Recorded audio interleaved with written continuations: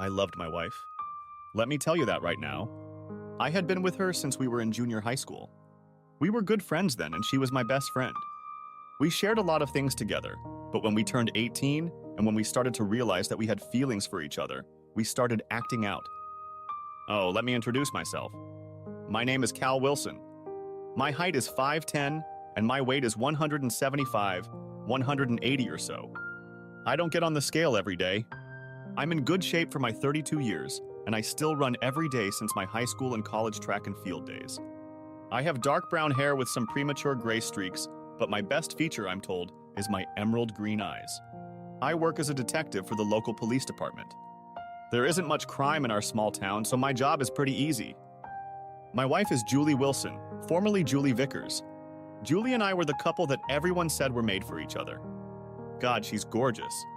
Long blonde hair, bright sky blue eyes, and a body that could stop a war. She's also 32. After college, we decided it was time to get married, and for 10 years we had a wonderful life. I treated her to dinner and romantic dates several times a year, and not just on holidays. She works as a paralegal at one of the 2 law firms in our city. Jimmy Green is a guy who was a quarterback in high school. A guy whose bread always buttered up if he happened to drop it. In other words, he was the golden boy, until he broke his knee while playing NCAA football. When he came back to town, his father, the town's mayor, decided to give him a job at City Hall, which worked closely with the sheriff's office. Jimmy always had a thing for Julie. Back when we were still in high school, he would bring us on dates and, although he had a girlfriend, would openly flirt with Julie in front of me and his friend Cynthia. Julie, God bless her, never flirted back, although some of the things he said to her made her blush and me angry. I told him unequivocally that if he ever tried to flirt with Julie again, I would make him pay. He smiled and said I had nothing to worry about, that it was all fun and games. Jimmy and Cynthia had gotten married right out of college, and he had already been working at City Hall for a year. How did they fit into my story? Well, I'll talk about that a little later. About a year ago, Julie and I had plans for Friday night when I got a call on my cell phone from Sheriff Barton. He said he didn't want to interrupt my day off, but I needed to stop by work. I asked what was up, and he said all the patrol cars were busy, and they had gotten a call about a domestic disturbance near my house. Since I was the closest, he said I could go there right away. Sheriff Barton didn't take no for an answer, even though I was scheduled to have the day off today. Not wanting to make a fuss, I apologized to my wife, strapped my badge and .357 Magnum pistol in a holster to my belt, and headed to the address he had given me. When I got there, Sue Roberts reported that her husband Hunter was beating her again. He was drunk as usual and had decided to take his anger out on her and their children. It took a long time to persuade him and drag him to the station. Sue, as usual, refused to press charges. I advised her, as usual, to get him help, and she promised, as usual, that she would do so and get rid of all the alcohol in the house. I sighed in despair. Every month or two, we would get the same call about the same situation. Today, however, things were a little different. I was busy with paperwork at the office until about midnight, and when I got home, I saw Jimmy and Julie sitting on the couch. Julie looked like she had taken another shower since I had been summoned. The hair on the back of my neck stood up. What the hell was he doing here? I thought. What's going on, Jimmy? Honey? I said, leaning over and kissing her. I'm sorry about that. Hunter's been booked again, and I'm hoping Sue will either keep him or get him the help he needs this time. No problem, sweetie, she replied with a smile. Cynthia's out of town with her folks, and Jimmy called shortly after you left to see if we were going to do anything tonight. Yeah, man. Sorry about that. I didn't realize you had a date night tonight. Jimmy shrugged. I guess you're lucky you called, huh? A cheeky grin appeared on his face, and I was once again convinced that this guy was a first-class jerk. Now alarm bells were ringing in my head. Jimmy had always been a snake who thought his shit didn't stink. I decided to be polite. Well, I'm sorry to hear that, Jimmy. About Cynthia, I mean. But if you don't mind, I'd like to take my wife to bed and try to make up for having to go to work today. Oh, sure. Sorry about that. He quickly got up and walked out. I closed the door behind him and turned back to Julie. Baby, I'm sorry about earlier, I said, taking her in my arms. Next Friday, I'll tell him to get Bill or Dave instead of me, okay? Julie knew what it was like to be married to a cop. She smiled. It's okay, honey. Jimmy and I were just having a little talk, catching up, you know? I smiled. No problem, babe, I said, the alarm bells slowly subsiding. Nothing in her demeanor said anything else was going on, at least. Maybe I couldn't trust Jimmy, but I could trust Julie. Hell, I'd trusted Julie for more than half my life. However, that was only the beginning. Over the next 2 months, we managed to have 2 dates when I wasn't called away for one thing or another. Julie was losing her temper, and so was I. Unfortunately, while I was mad at my boss, she was mad at me. I was her husband, but I put work before her. At least that's what she thought. Hell, I couldn't even blame her for thinking that. Cynthia had to leave town more and more often when her family moved to the big city. She would go away for long weekends when they needed something. One Sunday, she came back early one Sunday morning, and the next thing I knew, I got a call from her. "Detective Wilson," I said, picking up the phone. "Cal. Thank God." "You have to get here now," she said, almost screaming in my ear. She was definitely upset, so I asked her what was wrong. "Just come to my house," she said. "Not to our house. To my house." Was Jimmy in trouble? I was on shift at the sheriff's office and told Barton that Cydia had called me and asked for the rest of the day off. He had a strange look on his face, but he just nodded and went back to his crossword puzzle. So I rushed over to Jimmy and Cynthia's and was surprised to find Julie's car in the driveway, and the alarm bells in my head turned into a full-blown klaxon. Cynthia was pacing out front, and I saw tears in her eyes as she ran up to me as I got out of the car. My unmarked car was actually my car with radio and sirens lights. I love my Dodge Charger. "Cal, thank God you're here." "I don't know what to do." She sobbed against my chest, hugging me tightly. "Whoa, slow down, Cyn." "What's going on?" I said in a soothing voice.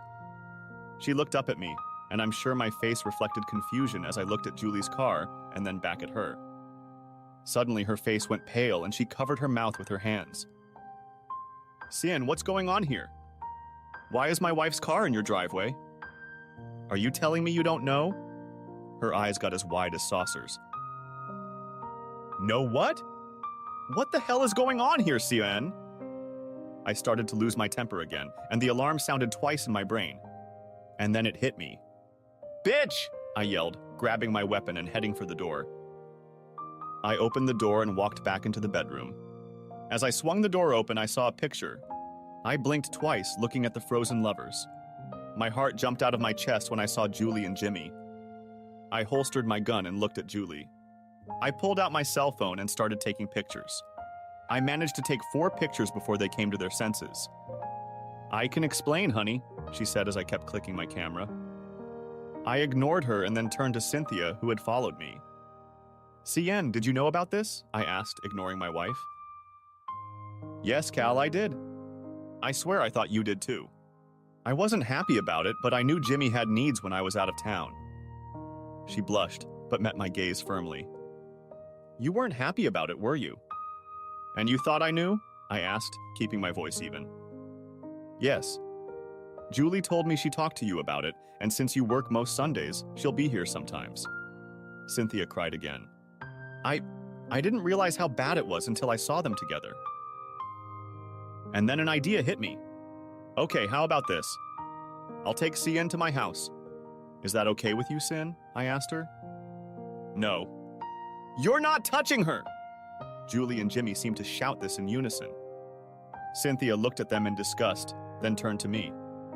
"You know what, Cal? I want you to take me back to your place." She gave me a cheeky wink.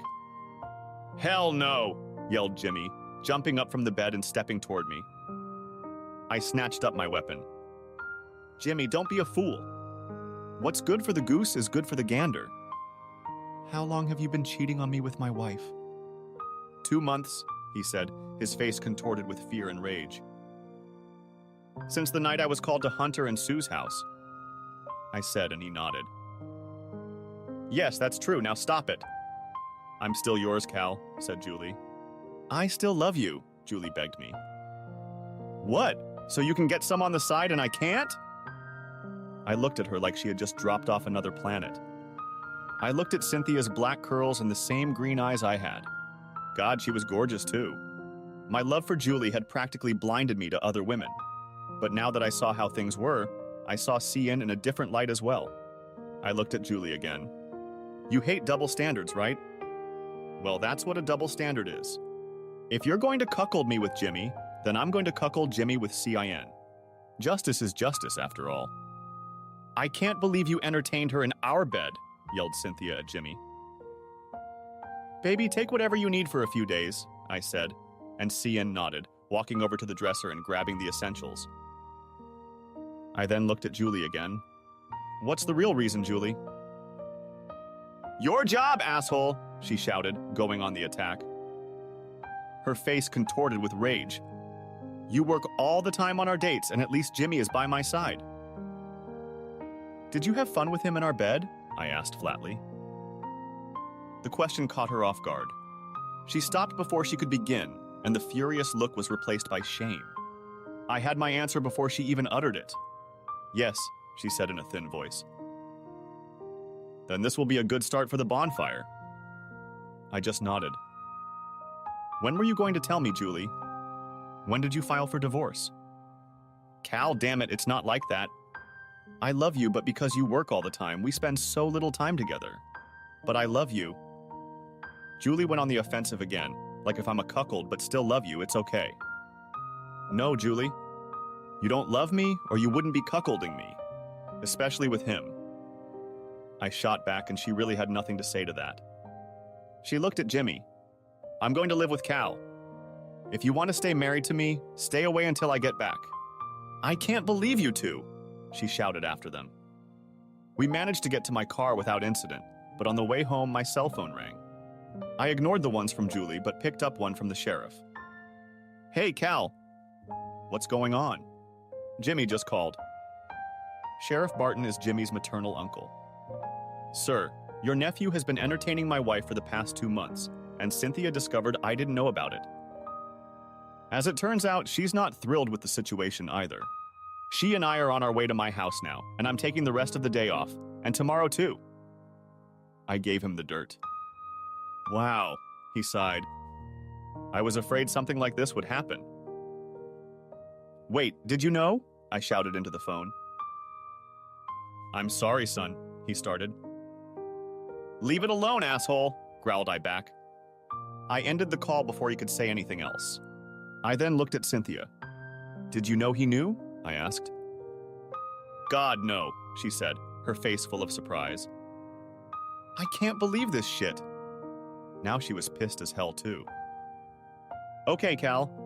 When we get back to your place, we need to get seriously screwed. The fury in her voice was just turning me on. You're damn right, I smirked at her. It was like the first time I saw her as a woman, and not just a friend. But first I need to make some calls and take care of things around the house. And then I'm at your disposal, I promised her. Julie called again just as I brought CIN home. What? I said sharply. Don't you dare, Calvin Wilson, she shouted into my phone. Either I entertain her or I divorce you. What are you going to choose? I have pictures, remember? Said I. In our state, proof of a wife's infidelity disqualified her from much in the division of property in a divorce. Julie was so quiet that at first I thought she had hung up on me.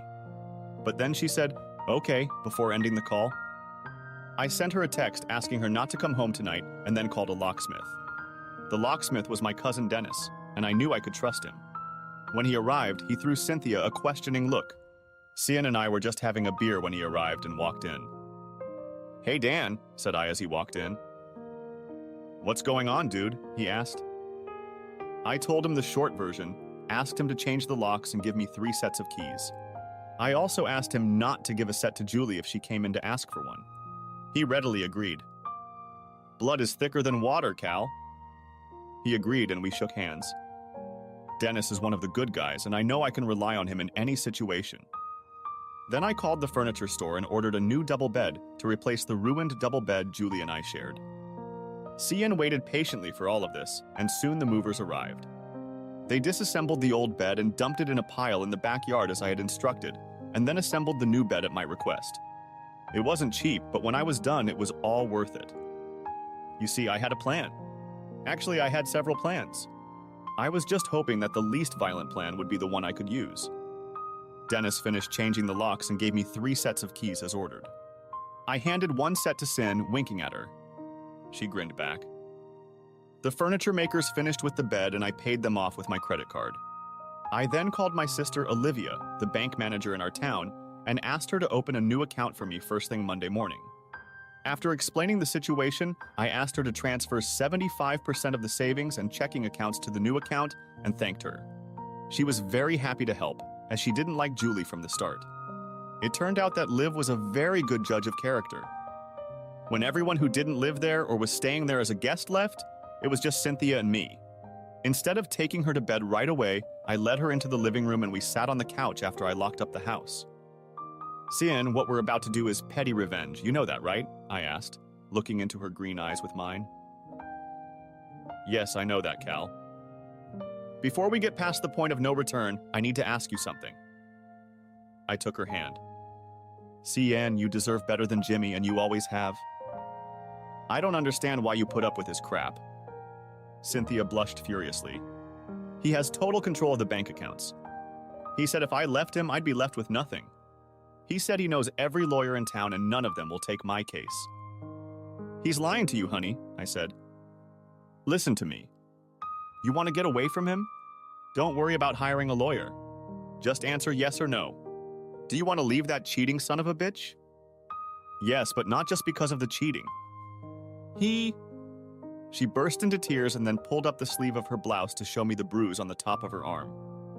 I closed my eyes and sighed. Shit, I said, shaking my head.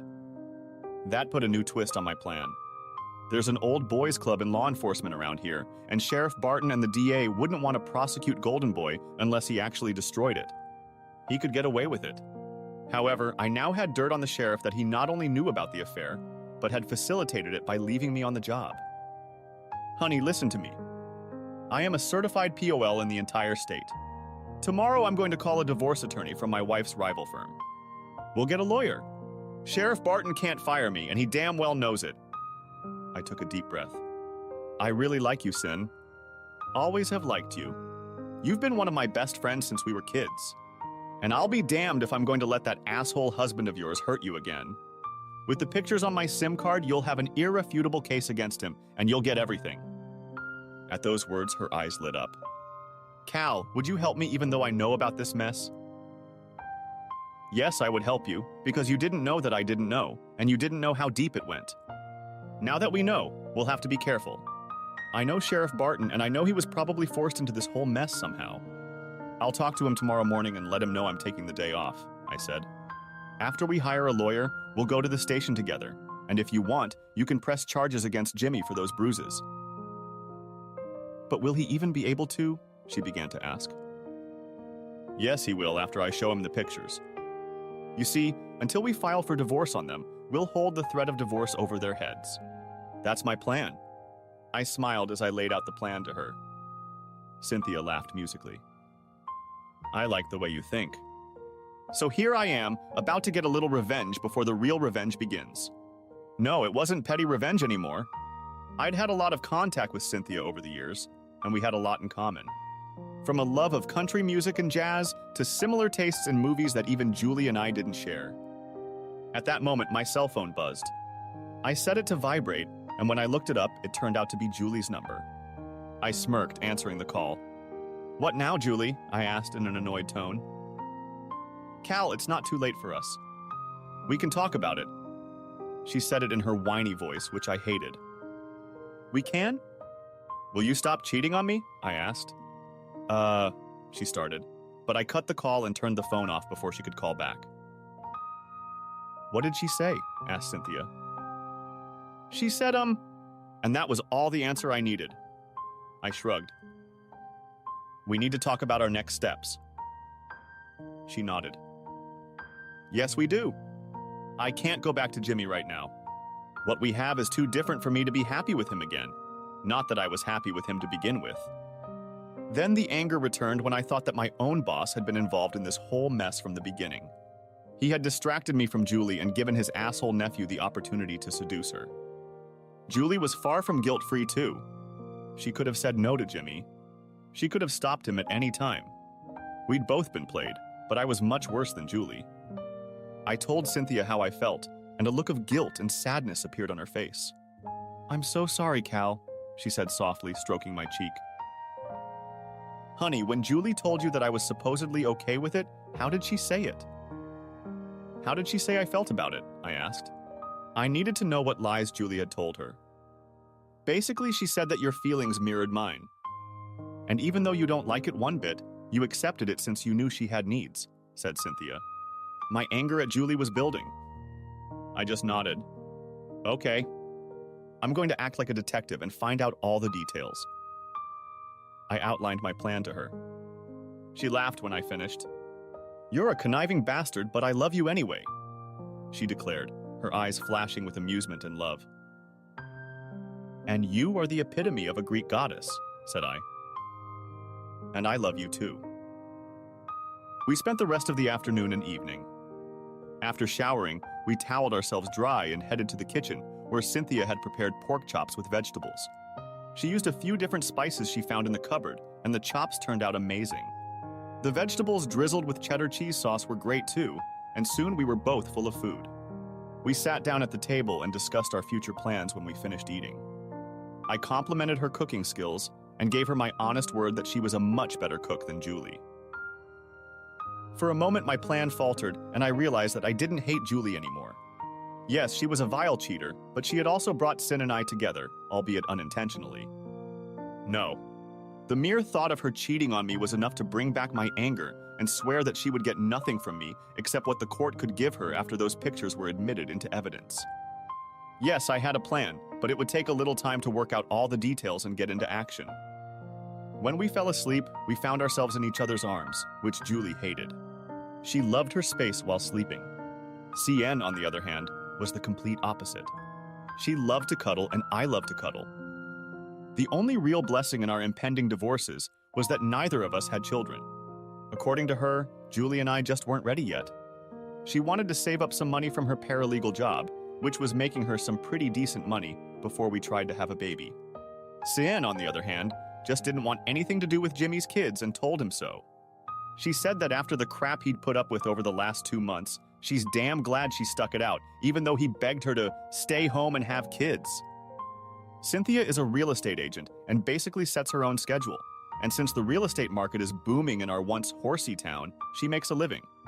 The challenge was to withdraw money from her and Jimmy's joint bank account. I wanted to get Liv involved, but I didn't want the blowback to fall on her if things went wrong. However, CN had sales receipts and pay stubs from her job. We could sue her for her paycheck and get him off the hook either way. So, having devised a plan, we got in the car the next morning and drove to the lawyer's office. We talked to Phil, Liv's husband and my brother-in-law, and he took our case at a family discount. In other words, he took the case for a dime and a chance to put the screws to Jimmy. Yeah, Jimmy hit on Liv once, and Phil didn't like it. It was becoming obvious that Jimmy didn't have many friends outside of his family. Phil drew up divorce papers for both spouses, and I sent him copies of the pictures from the day before to use as evidence. The time code on them was proof enough, and their confessions about how long the affair had lasted gave Phil some leverage in drawing up the legal papers for each divorce. He agreed to gather some real dirt on them and serve them tomorrow, Tuesday. After finishing up business at Phil's office, we headed over to Sheriff Barton's office. "Hey, Bart," I said as I entered the office. I kept my voice even and a smile on my face as Cynthia followed me inside. I sent him the pictures on his phone and told him the reason would be clear soon. I looked at Sin. "Show him what you showed me yesterday." I nodded toward her arm. She pulled up her sleeve, showing the bruise from the grip. "Jimmy does this to me almost every day." "Well, delete it to me since I'm not going back. I want to press charges against him." "Well, that could be a trike," he started, but I interrupted him. "Bart, unless you want those pictures I just sent you to go all over the internet and be posted on the wall of City Hall, you're going to arrest this scumbag yourself and put him in jail. Then you will go to the district attorney and inform him that a lawsuit needs to be filed. I know that without that leverage, his shit will just get swept under the rug as usual. I don't want to do that, but I will if I have to." I spelled it out for him. "Now I want to know your full involvement in Jimmy and Julie's affair. If you don't tell me, those pictures will still become public, and your name will be attached to them as an accomplice." Sheriff Barton was on edge, and he knew it. I discreetly turned on the recorder in my pocket just before he started talking. Ah, shit. I'm sorry about that whole pile of shit, Cal. He wrinkled his nose. I shouldn't have let Jimmy and Fred talk me into it. And the mayor too? How did they do it? I asked, raising an eyebrow. He said that he and Julie loved each other and that he needed me to get you out of his sight so he could be with her. That made me raise a second eyebrow. I was pretty sure Jimmy was lying at that point, but I couldn't be 100% sure. Go on, I said, nodding. So it all started the night I called you to go to Hunter and Sue's. Jimmy said that even though they loved each other, they didn't want a divorce and wanted to stay married to you. He took a deep, shuddering breath before continuing. He said that they made an agreement with you both, that when you were at work or out of town, they would be together, and I figured the case was closed. Well, I mean, I had my suspicions, but I didn't want to rock the boat. I knew Cynthia knew, but I assumed you didn't, Cal. But blood is thicker than water, so I kept my mouth shut and got you out on all the bullshit calls I could find. Man, you have no idea how much I regret that. Judging by the look of misery on his face, I believed him. It didn't change the fact that he'd betrayed me, but I rethought my plan to bury him so deep that he'd never work in law enforcement again. I thought of you as family, Bart. I guess you didn't feel the same way about me, I said, shaking my head. No, this justice had to be complete. No, it was no longer about revenge. It was going to be justice for everyone. Everyone would get what they deserved. I sighed and asked him another question. Who else knew about this but you? I asked, and a deer-in-the-headlights expression came over his face.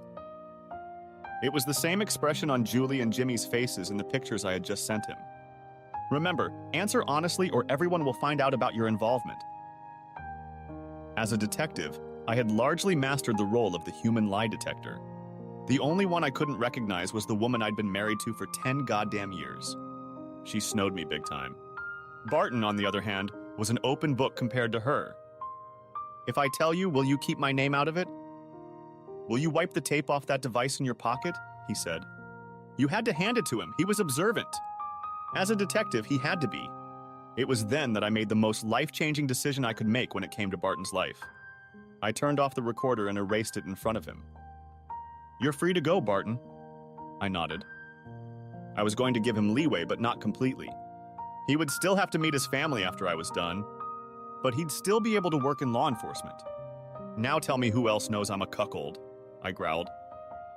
Only Fred and Jimmy and the other male family members on their side. He said it, and then regretted using the word men. I knew where copies of those pictures would go. I smiled and he turned pale, realizing the depth of his blunder. Shit, he muttered under his breath. So the mayor knows and let it happen too. So did Judge Green. I nodded, confirming his words. One package each was sent to their wives with the slogan, "Your husband knew about it." Janet Green was a good woman and a friend of my parents. They were friends even before she married Fred Green, now mayor of our town. Alice Green, Judge Green's wife, was kind of a bitch, but she too deserved to know what her hubby had allowed to happen. I thought it was odd that Julie hadn't tried to call me today, but that thought barely had time to flash through my mind before my cell phone buzzed. Of course it was Julie. Detective Wilson. I answered as I usually did when I was on duty. Cal, are you at work? She asked. Yeah, I'm in Bart's office doing paperwork. What's going on? I kept my tone casual. Are you ready to talk yet? She asked. What's there to talk about, Julie? I asked. About the fact that I still love you, she said. About knowing that I know you still love me. That took me by surprise. I realized that despite her shitting on me, I still had some residual feelings for her. When would you like to talk? I asked. I can take the day off, but you won't be able to get into the house. I changed the locks, I told her. Why don't you let me in so I can at least get my clothes? Then we can talk, she said. I had to agree. Yeah, no problem. Cynthia will be there too. She's at work with me right now, said I. I figured that would be a good barrier against temptation.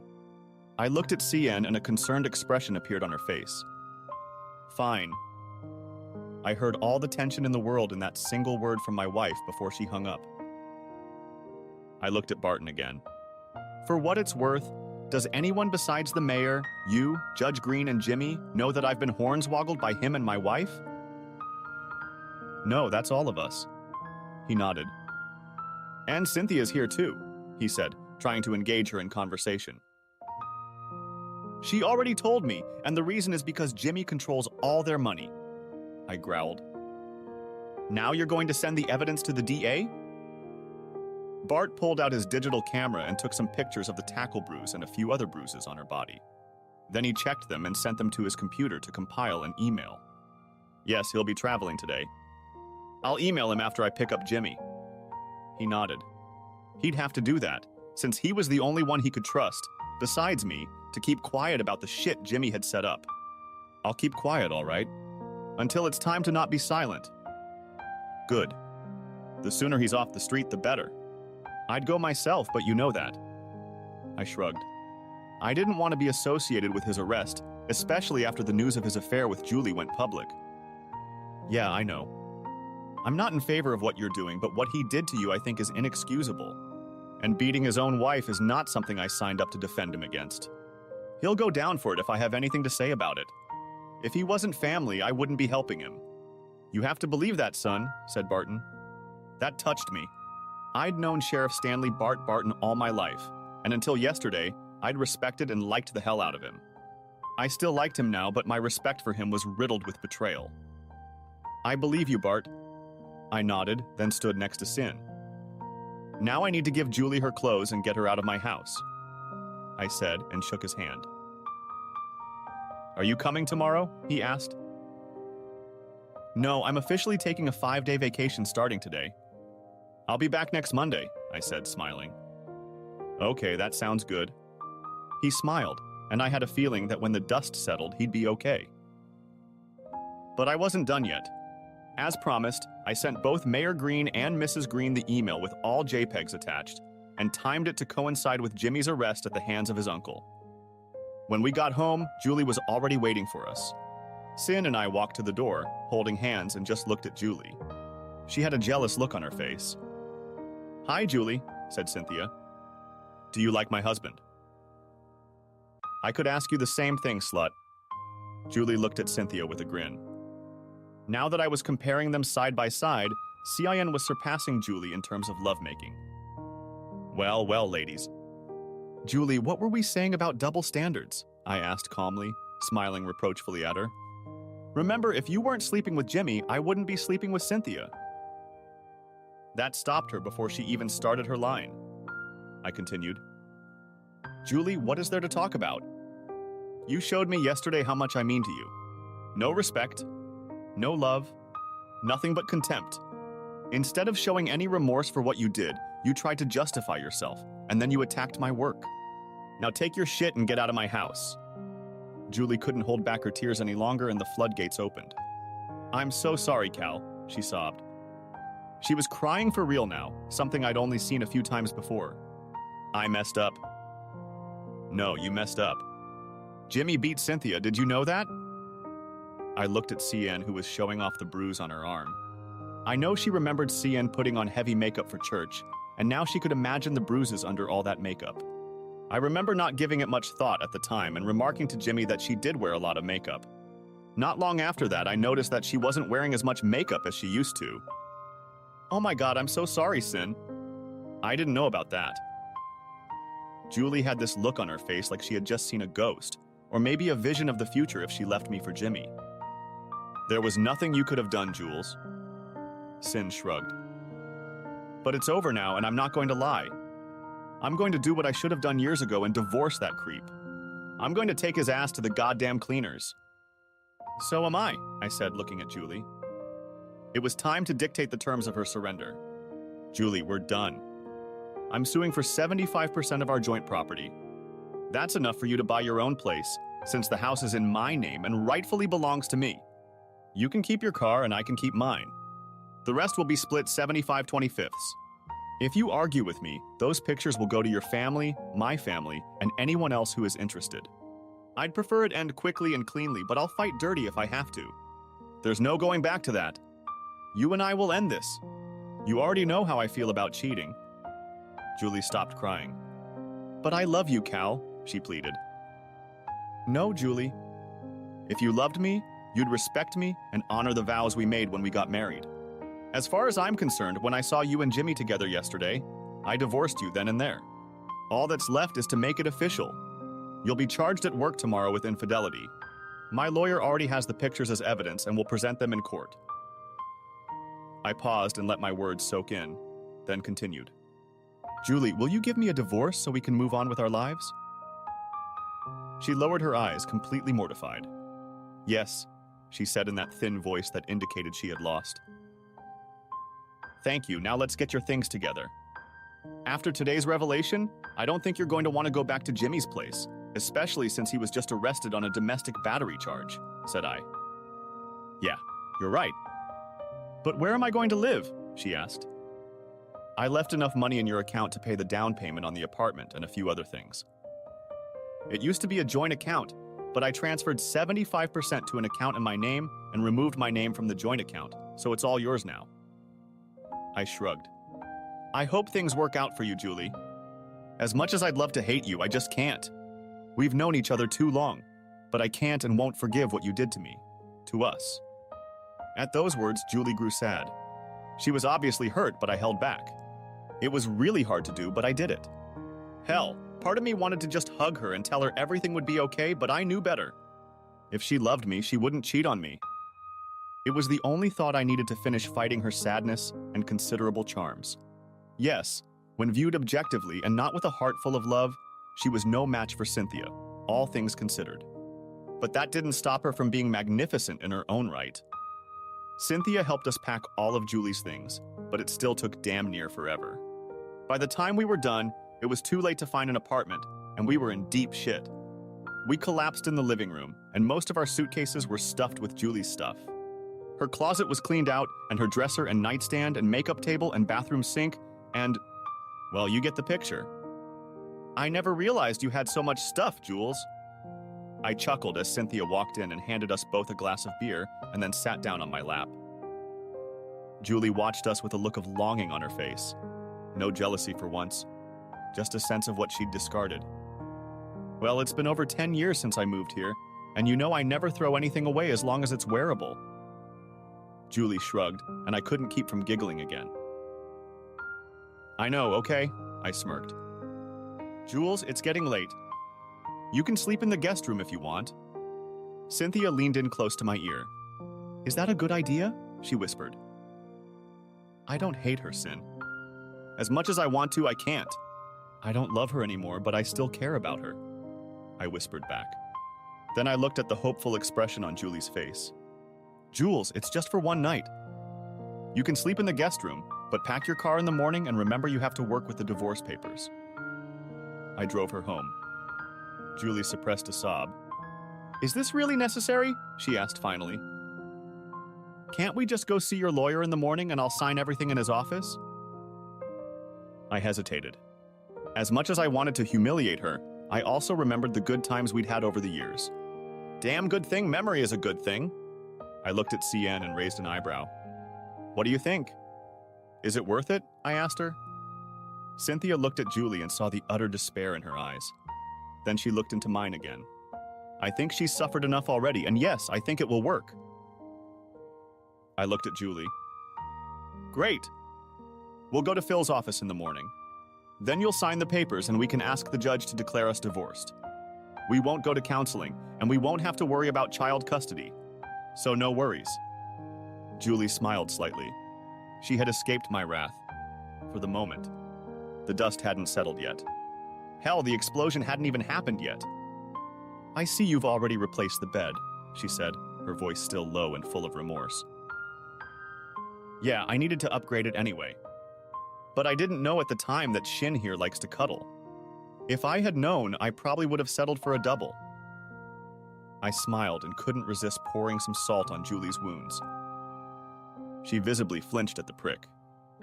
I really wasn't such a good wife, was I? She said, apparently feeling the weight of her decisions.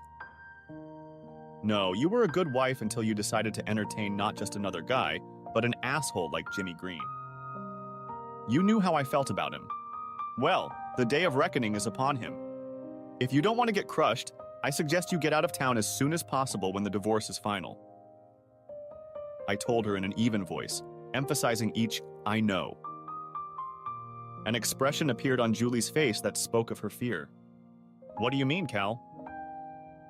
I mean what I'm saying, Jules. Look, I have no hatred for you, but there's a storm coming. When the mayor himself allows his son to entertain another man's wife, knowing full well that his son is wrong, there are going to be serious consequences.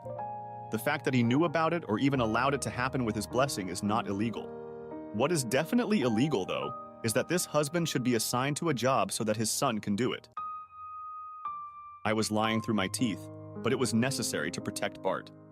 At least Bart had a conscience, and that was supposed to protect him when I blew this all over town. I know Mayor Green was the one who assigned me Friday night, even though I usually had the night off. And he made sure I was busy on Sundays too. At those words, Julie's eyes widened. My God. Jimmy used his own father to set us both up? It all made sense, but in a weird sort of way. You see, Jimmy wasn't an asshole by accident. He took his example from his father, who was a contender for the title of biggest asshole in the universe. Mayor Green was definitely an asshole, and he had more than proved it with his actions lately. Yes, Mayor Green was number 2 on my list, right after Jimmy Green, but before Judge Green. Bart had crossed himself off the list, but I had a feeling he wasn't going to get away completely unscathed. I pulled out my cell phone and called Phil. Hey, Cal. How's it going? He asked, picking up the phone. There's been a change of plans, Phil. Julie's coming over tomorrow morning with me and CIN, and she's going to sign the papers at your office. Is that okay with you? I informed him of the change of plans. Sure, I don't see any reason not to. But have her bring her lawyer with her. I don't want this to come back and bite us in the ass, he said. Okay, I'll tell her, I nodded. Thanks, Phil. No problem, bro. I got your back, he said and ended the call. I looked at Julie. Bring your lawyer in the morning when we go to Phil's. Julie just hummed and nodded. After finishing our beers, we headed to bed. Julie fell asleep in the guest room and CN closed the door behind us as we went to sleep in our bedroom. I had a strange feeling that Cynthia and I would be sharing that bed for the rest of our lives. In the morning, Julie called her attorney and asked him to meet us at Phil's office. After explaining the whole story to him, he looked at her warily but said nothing as he went through the papers and evidence in the divorce case. When he was done, he handed the papers to Julie. This is the best deal you can get, Jules. Take it and run. That was his advice. Julie, God bless her, followed his advice. 30 days later, after a cooling off period, we were officially divorced. Divorcing Julie was not the real battle. No, the real battle was with Jimmy Green and his dad and uncle at City Hall. But thanks to the letter I sent to their wives, we had an ally in Janet Green. Alice Green did not respond, and I figured she had her own plans to do justice to the honorable judge. Judge Reinhold, no relation, reviewed the evidence, and Jimmy was placed under house arrest without bail thanks to his record, which was swept under the rug until recently uncovered by his own dear mother. You see, Jimmy had a huge trust fund, courtesy of Daddy Dear, and that trust fund was being hunted down by Phil, who was now representing Cynthia in her divorce from Jimmy. Jimmy was stupid enough to resist the divorce, so Phil pulled out the big guns and went after the trust fund.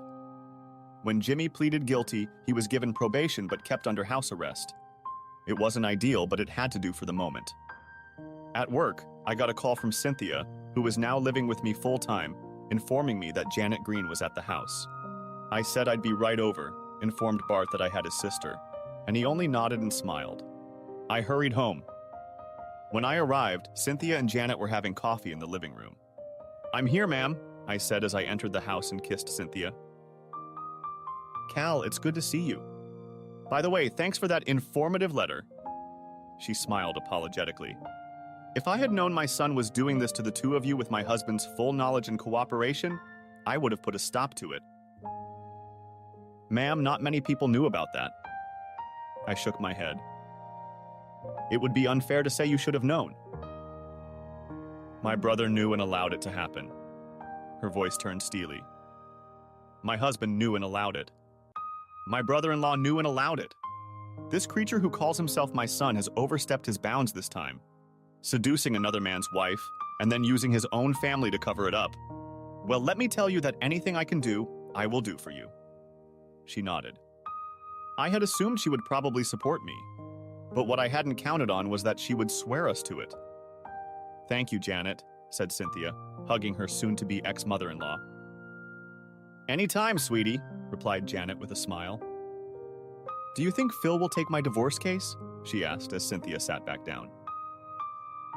I think he can be persuaded. I nodded and smiled. Mrs. Green. Janet Cal. You should know that by now. She smiled admonishingly at me. Okay, Janet. I hope you won't think badly of me for taking on Cynthia, I said, a little apprehensive about how she would take the suggestion. Nonsense, Cal, she laughed. You two deserve to be happy, and considering what Julie and Jimmy did to you, I have a feeling you both should be happy with each other. I know I could sue Jimmy, his father, and maybe even both uncles for alienation of affection. But why? It's a bullshit lawsuit in most cases, and it's almost impossible to prove. No, what I had planned for Jimmy and his father was much, much worse. After all my investigations into the hows, whys, and wherefores, I determined that Mayor Green, in collusion with his son, had plotted to destroy my marriage. I considered charging him with bribery as well as solicitation by proxy. The judge, though knowledgeable, was only guilty of not telling me what I should have known. Julie wanted nothing to do with Jimmy and left town shortly after our divorce was finalized. Her boss found her a good job in another city with an old friend of his from law school. She took my advice and dropped the AO before the shitstorm destroyed the fan base. Bart fully cooperated with me on everything and apologized to my sister for his involvement in what happened. He confirmed my suspicions that Mayor Green himself had told him that if he didn't go along with Jimmy's plan, he would lose his job as sheriff and be replaced by an idiot of the mayor's choosing. Despite all his faults, Bart had always been a damn good sheriff. Any replacement chosen by Mayor Green would have been bad for the police force. As it happens, Bart and Janet were sitting at dinner one night with Cynthia and me, and we had some damn good fried chicken cooked by Sin herself. Yes, she's great in bed and she can cook. And Jimmy gave her up for Julie? Well, sometimes you can't argue with taste. After dinner, drinking beer, we discussed the plan. I laid out the basics and said the deadline was being pushed back a little, so Mayor Green could be served with the divorce papers first. The whole town was going to get a goddamn enema. The first order of business was to contact Phil and see what his private investigator had managed to dig up. I called him and the report was good. He'd gotten a lot of dirt on our glorious mayor and his asshole son. Janet had long reproached herself for the way she'd raised Jimmy, but after we assured her he was his father's son, she finally relented. I couldn't blame her. She told us about how her husband had changed over the years, going from a kind, wonderful man to a backstabbing tyrant. I remembered the old saying, "Power corrupts, and absolute power corrupts absolutely." It applied to Mayor Green and the way he ran our city. In the end, it came down to the fact that by using his son as a proxy, he showed everyone that no woman was immune to him. I felt sorry for Julie when I learned this fact. The taped conversation made me queasy when Phil played it back to us in his office. Mayor Green, just divorce her, Jimmy. Give that bitch what she wants and I'll run her out of town. Jimmy, but Daddy, she can't divorce me. She's mine and I can do whatever I want with her. Mayor, Jimmy, let's get this over with. People are starting to talk and we need to get rid of this as soon as possible. Don't worry about Cal. I'll get him fired and run him out of town on the rails. We need Cynthia to go with him. You've screwed up enough already. Jimmy, how can you say that, Daddy? You're the one who told me Julie was ready. You're the one who made Bart give him extra hours and extra calls. Mayor, well, you were the one who let her escape. Jimmy, I was in jail if you don't remember. How was I supposed to know that Cynthia would turn me in for correcting her? Mayor, don't worry about Cynthia. I got plans for that bitch. Take care of yourself and lay low for a while. Jimmy, all right, Daddy. Just make sure she doesn't go through with this divorce. Make it look like an accident. Phil stopped the tape. I looked at Cynthia and Janet, then at Bart. That's enough to prove conspiracy, said Bart, and Phil nodded in agreement. Bart then looked at me. Care to do the honors, son? I grinned and checked my Colt. I'd be honored, sir, grinned I. Then I looked at Sin. Honey, you stay here with Phil. Bart and I need to put some rabid dogs to sleep.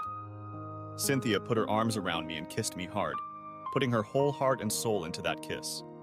"Be careful, baby," she whispered. "I love you." "I love you too, sweetie," I said, smiling encouragingly at her. "Don't worry. Bart and I can handle it." We got into Bart's car outside Phil's office. He turned on the lights and siren, and we raced toward the mayor's estate where Jimmy now lived. On the way, he called Judge Reinhold, still no relation, and got a warrant for their arrest based on a wiretap of a private investigator. Gotta love the Patriot Act. When we arrived, Mayor Green was just finishing dinner with his son, and they didn't even hear us pull up after Bart turned off the siren. We pulled up in front of the mansion and went inside with guns at the ready. Bart proved he still had one when he kicked in the door. "What the hell is going on here?" demanded Mayor Green. A look of pure terror appeared on Jimmy's face as he saw my .357 pistol and Bart's .44 caliber single barrel pointed at them. I covered Jimmy as Bart moved forward and set the charges. "Frederick Green, you and your son Jimmy Green are under arrest on charges of conspiracy to commit murder. You have the right to remain silent. If you waive this right, anything you say can and will be used against you in a court of law. You have the right to an attorney and to have an attorney present during questioning. Do you understand these rights as I have enumerated them to you?" Bart holstered the Colt and buckled the handcuffs behind Fred's back, making sure they were well buttoned and the keyholes were away from his hands. He then sat the mayor down and cradled Jimmy while I read him his rights and handcuffed him as well. When they were both cuffed and stowed in the back seat of Bart's Charger, we flashed back to the station and processed them. Jimmy, showing rare ingenuity, kept his stupid mouth shut. Once Fred was in the cell and Jimmy in the interrogation room, I went in with Cynthia by my side. I laid out the papers in front of him and then turned on a tape of him confessing in general terms to killing his wife. Jimmy listened to the whole thing and then turned noticeably pale. Every drop of blood turned to ice in his veins as he realized how deep he was mired in this shit. This can't be admissible in court," he tried. "It doesn't matter, Jimmy," I shrugged. "What matters here is the court of public opinion. If we invoke the Patriot Act, suspecting you and your father of harboring domestic terrorists, and show Homeland this conversation, it could easily be misconstrued as planning an execution, as an act of terror." I was talking thick, but I was having a hell of a lot of fun doing it. "What do you want me to do?" he asked, broken. He knew we had him cornered, and he knew he was going to get the big green weenie with no lube and a sandpaper condom if he didn't play ball. "As soon as your lawyer gets here, you will sign this paper giving Cynthia everything. He'll witness it, and then everything will go to the judge. The judge will give everything to Cynthia. You'll go to jail, and then you'll get out and live your life as it will be. Do you understand how things will play out?" I asked, and he only nodded in response. It felt damn good to see Golden Boy go down a few dozen steps. "Jimmy, if you hadn't gotten it into your head to seduce my wife, none of this would have happened." "You took the wrong man's wife, asshole." "Man, I'm sorry," he cried, for the first time I'd ever seen him cry. Jimmy Green was crying. I looked at Cynthia and she looked at me, and our faces expressed pure shock. Then we smiled at each other and looked again at the sobbing, crying, apologizing Jimmy Green. "Shut up, Jimmy," snapped Cynthia. "You and your asshole father were going to kill me. You're just sorry you got caught." This brought Jimmy out of his daze. He finally realized what a screwed up mess he was in, and his brain practically shut down. He just stared at the wall between us and Cien. When his lawyer came in, I played him the tape, and he closed his eyes and let out an intermittent sigh. When I laid out my plan to send the tape to the local news stations and even the major TV stations, he managed to get Jimmy out of his self-imposed state and get him to sign the divorce papers. With Fred Green, we managed the same thing, and he signed the papers without a fight as soon as his lawyer arrived. And since we never wrote that we would withhold evidence if they cooperated, we went ahead and sent copies of the tape to news stations, the Big Three networks, and even Fox News, and then sent a copy to the State Attorney General's office. It was as if a small thermonuclear device had exploded in our quiet town. News vans were everywhere. Law enforcement from state police officers to the FBI flooded our town, and the motel business was booming. For the small farming community, we were raising money for the town coffers, and it turned out to be a heck of a lot of fun for everyone. Except Jimmy and Fred Green.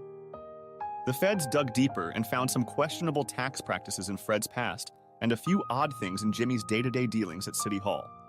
When the dust finally settled, Bart was cleared of all wrongdoing, although Jimmy and Fred tried to throw him under the bus over the scam scandal, but he came out clean.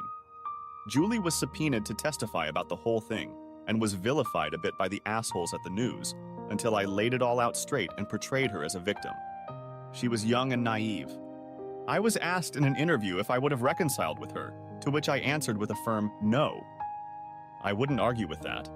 Cynthia got everything in her divorce from Jimmy, and Janet got everything in her divorce from Fred. They got solid prison sentences for their involvement in the conspiracy and other charges that the feds found a way to bring against them. They will likely die in prison when the guilty verdicts and sentences are handed down. Cynthia and I were married, and her relatives came back to town for our wedding. Julie came, having been invited, and brought her new boyfriend with her. I talked to him, and he actually turned out to be a good man. There you go. I was even happy for her. Jimmy found love again, as I learned from talking to him. As it turned out, his cellmate was a very large but very loving man. Jimmy's farts stopped being noisy after his 6th month in prison. Jimmy's uncle, Judge Roy Green, came under investigation along with his brother and nephew, and the feds found some irregularities in his cases and sentences. He was found to have taken bribes and engaged in other nefarious activities. It also turns out that Alice was the one who turned him into the feds. I wonder why. Anyway, he ended up at Club Fed after Alice brought him to light during their divorce. As for Fred, the former mayor, he played in many prison musicals, usually singing soprano parts. Julie ended up marrying the guy she brought to CYN and I's wedding, and they now live in town. From what I hear, she's having a baby. Good for her. Bart retired and is now living out his golden years with his wife. They're empty nestlings now, but he still shows up at the office occasionally. I became sheriff after a new mayor was elected. Mayor Barton is a divorced woman who, when her ex-husband abused his power, stood up for him, earning the trust of our town. Yes, Janet took her husband's place and appointed me sheriff after Bart retired. Now here I sit, years after that fateful day when I was called back from a date night with Julie. And here I am holding my young son in my arms, while a very pregnant Cynthia feeds our 2-year-old daughter, and life is good. We've turned the guest room into a nursery, and our toddler has his own room. We have 4 bedrooms, and Cynthia has already made it clear that this will be the last baby. She plans to get her tubes tied after this baby arrives, or as she puts it. The baby factory is closing, but the playground will be up and running. I love my wife.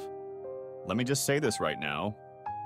Thanks for watching. I hope you enjoyed it. So subscribe to my channel and watch the next video.